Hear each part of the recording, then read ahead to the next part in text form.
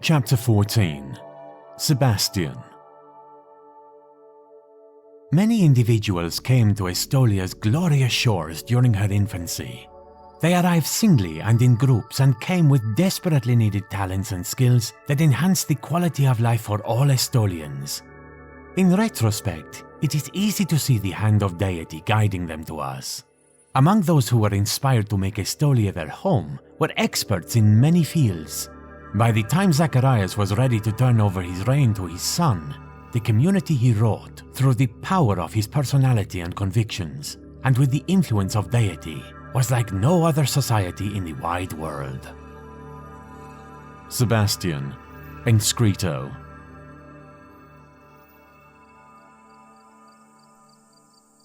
It was almost 2 months after the marriage ceremony when the first 2 settlers arrived, guided by deity. The man was large, dark-skinned and bald, and he had an ageless quality, as if he had lived several lifetimes. His near black eyes were eloquent, and his vivacious wife had a way of understanding what he wished to say and speaking for him. She was as talkative as her husband was silent. She introduced herself as Mari, and her husband as Key. She used the language of the Moors, but vowed she would learn their language rapidly. Shortly after the introductions, with Zacharias translating, she said, "I sense that you are with child, Estoliana. I wish you to know that I am a gifted midwife, skilled as a healer, and I will be here to help you with the birth." Their numbers steadily increased after Key and Mari joined them. People brought to their land through chance, circumstance, and the urging of deity. They were very busy in those early years, building stone dwellings against the base of the mountain. Sebastian, Key, and Zacharias spent much of their time together discussing deity and their plans for the future of Estolia. They named both the crumbling mountain, no more than a pillar of rock, and their settlement Promisa, after the promise Zacharias made to deity. Key quickly found a role within the developing society as the royal scribe. He recorded Zacharias' words on the side of the aged and crumbling Mount Promisa. As she predicted, Mari was able to help Estoliana give birth to her first child, a son she called Zacharian. He was barely a month old when Estoliana and Sebastian helped Mari give birth to Chimerian. Zacharias felt moved by the spirit to give both boys a blessing on their 7th day of life, a tradition they continued for each child born to the young nation. Key made a record of each blessing on the parchment, giving it to the parents with a dramatic flair. The blessing of Zacharian, as the heir apparent, was inscribed on the sides of Mount Promisa, along with everything that Zacharias taught them. While Zacharias held Zacharian and blessed him, he looked into the infant's face with all the love of a father for his son. He spoke from the depths of his soul and could feel the power of deity in each word he spoke. Afterwards, he could not remember a single word of the blessing, but when Sebastian read the words that Key had recorded, he recognized the influence of deity in every word and syllable. Deity would always speak through him when it was necessary. The blessing promised that Zacharian's direct male descendants would be king of Estolia far into the future, even beyond 1,000 years. Chimerian's blessing predicted a different but no less fulfilling future. He would work with horses and find the love of his life on the island. His work would be very important to all Estolians. Sebastian prepared 2 special cleansers he said were inspired by deity. Key added a 3rd, and Mari explained how all 3 cleansers were to be used. A specific order of use was critical, she said, so the spirit of Anubis couldn't contaminate and claim the life force of a woman and her newborn child.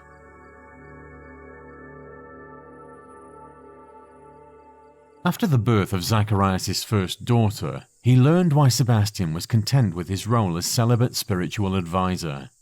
"Your daughter is healthy and vigorous. Mari tells me your wife came through the birth safely, quickly, and without any damage. Deity smiles upon you and Estoliana," Sebastian told him.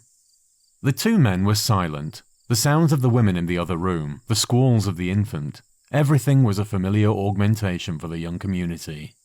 Sometimes, Zacharias felt as if the only purpose behind their efforts was to be a nursery for the rapidly expanding population. When Zacharias saw a wistful expression on Sebastian's face, he asked, "What is it, Sebastian?" When he spoke, his voice was thick and emotional. "I envy you. Key, and all the other men. The pride you must feel when your boys begin speaking our language, walking to you. Everything there is to enjoy in your progeny. It is the only emptiness in my own life." Zacharias was quiet for a while before he finally said, "Why have you never asked deity for a woman to ease your loneliness, even if you cannot find the one to keep your soul?" Sebastian's eyes were mournful, damp when he admitted, "As a young man, I seduced the daughter of a powerful man. I was made to pay for my crime." He reached towards his groin and admitted, "I was unmanned and turned over as a slave when I survived the punishment. I was to serve the family most injured by my crimes." Zacharias had known there was some deep secret his advisor kept from him. "How did you come to serve deity and make your way here to Estolia?" "I believe I was changed by the punishment that rendered me incapable of being a father. I sought to reach out and serve deity, to find my future in the spiritual realm." "And deity answered?" "Oh yes," Sebastian said, his voice full of the marvel of that experience. "For the years between my punishment and the time I fully embraced a role serving deity, I was growing closer and closer to the spiritual realm. When I fully accepted that my life belonged to deity, I felt a great release of tension. Not long afterwards, I was able to save the life of a child. As a reward, I was given my freedom and Migo, my stallion." "And how did you find Estolia?" "I became widely schooled in my travels, learning about the soaps of cleanliness and other medical techniques, and how to commune with deity. I took the position of horse handler on a ship traveling from Araby to the southwestern shores of the sea.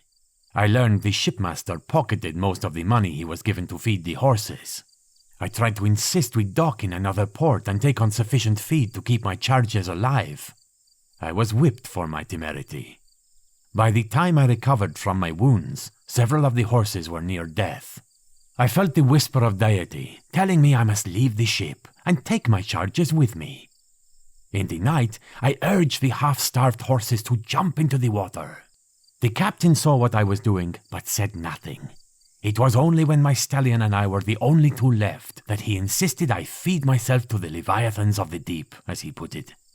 "This was off the shores of Estolia." "I thought we were near a different land.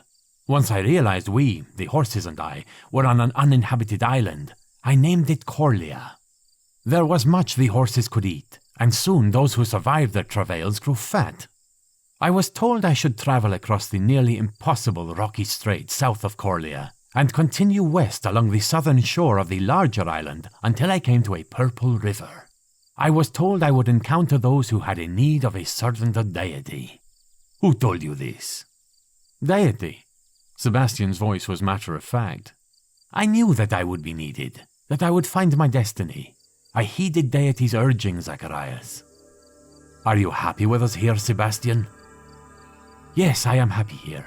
I have found my purpose in life, and I believe I will achieve a type of immortality in the impact I will have on your children, and on the children of the other Estolians who have joined us, who bring life to our nation. Truly, I would not exchange the life I know now for that which I had in my youth."